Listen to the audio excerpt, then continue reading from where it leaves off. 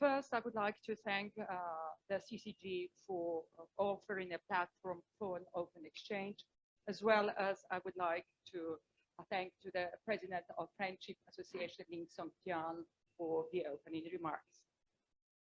Allow me to put the topic of today's roundtable, global mobility in post-pandemic times, in a bit wider context.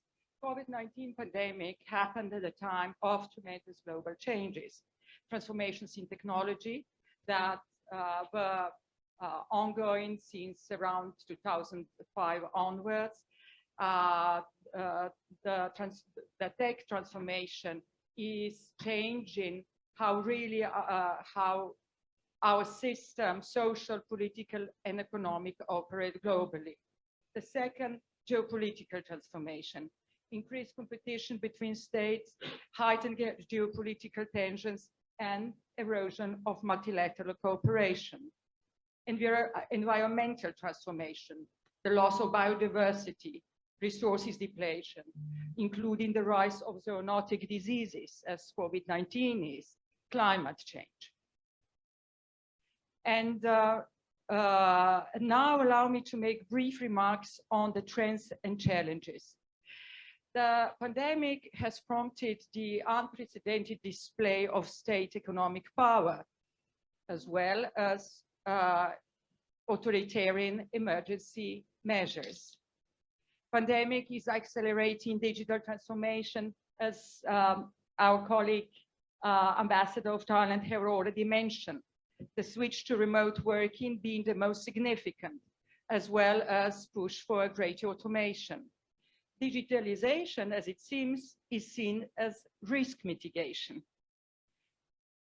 One should be also aware that technological advances like tools for contact tracing, population surveillance, or quarantine tracing that the countries were employing in bigger or lesser measures have also enormous implications for privacy.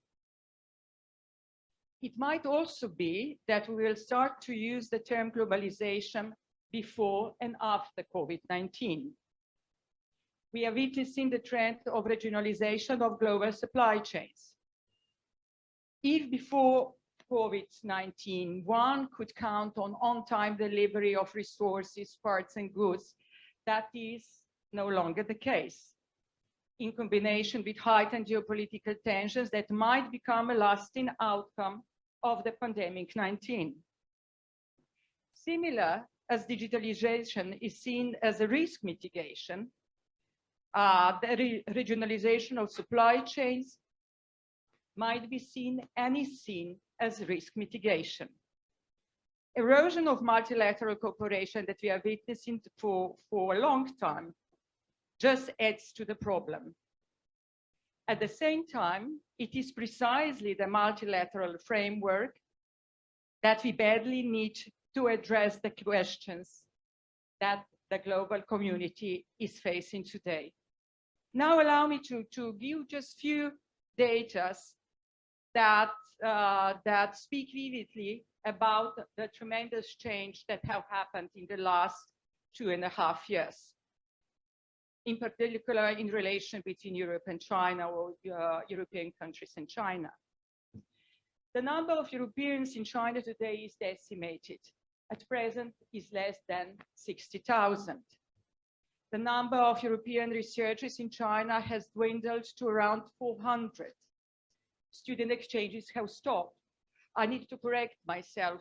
The Chinese students are still studying in Slovenia, but we somehow did not succeed to get any student back.